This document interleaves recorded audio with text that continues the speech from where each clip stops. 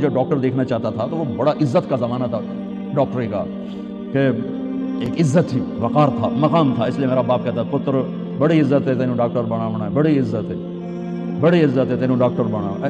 اچھا وہ دیہاتی آدمی تھے. اور جب میں نے 3 دن کے لیے گیا، یہ گورنمنٹ کالج لاہور پڑھتا تھا، سینٹرل ماڈل سے میٹرک کیا، گورنمنٹ کالج کیا ہمارا جو اب تو یونیورسٹی بن گیا. تو 3 دن کے لیے میرا ایک دوست مجھے ایسے کھینچ کے لے گیا.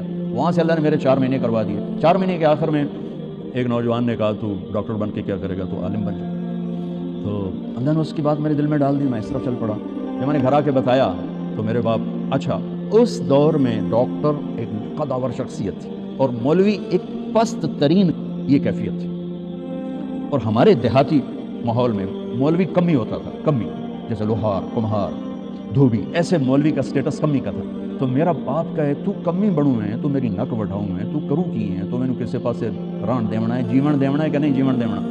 سارے علاقے دے ذمہ دار جو ہیں مینوں لانتاں کریں دین کہ تیرا پتر تو مولوی بندا پیا، بن سی کی. تو 23 نومبر 1972 صبح 8-9 بجے کا ٹائم تھا. میرے باپ گھر میں آئے، وہ ذمہ داروں والی چادر پہنی ہوئی بڑی اور چولا کھولا، پگڑی کھول کے یہاں رکھی ہوئی. مجھے دیکھتے ایک دم غصے میں آ، یہ تو مولوی بننا ہے تو میرے گھر ہی چو نکل جائے. زور سے، یہ تو مولوی بننا ہے تو میرے گھر ہی چو نکل جائے.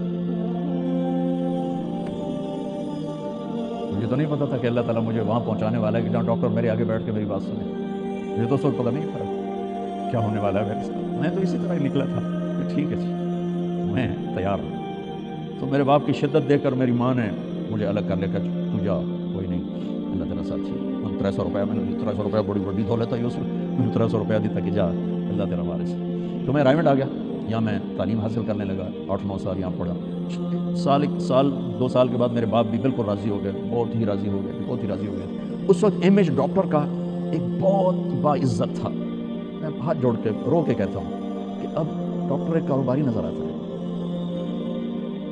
وہ بھی پیسے کے پیچھے ایسے ہی بھاگ رہا ہے جیسے مال روڈ کا تاجر بھاگ رہا ہے، جیسے لبرٹی مارکیٹ کا تاجر پیسے کے پیچھے بھاگ رہا ہے. وہ بھی ایسے ہی بھاگ رہا ہے. کوئی جائز کمائی، جائز محنت کا صلہ لینا کوئی منع تھوڑا ہے، وہ آپ کے رزق حلال ہے.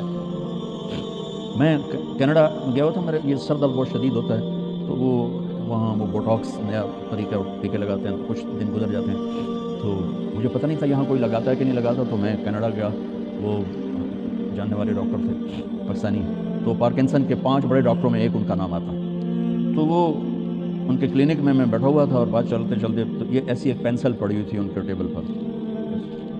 تو وہ یوں پینسل اٹھا کے مجھ سے کہنے لگے مولانا یہ ایک پینسل میں کسی کمپنی کے ایجنٹ سے لے لوں تو میں بلیک لسٹ ہو جاؤں گا. ایک پینسل میں کسی کمپنی کے ایجنٹ سے لے لوں تو میں بلیک لسٹ ہو جاؤں گا. میں کلینک نہیں کر سکتا اس کے بعد. آپ ڈاکٹر بنے.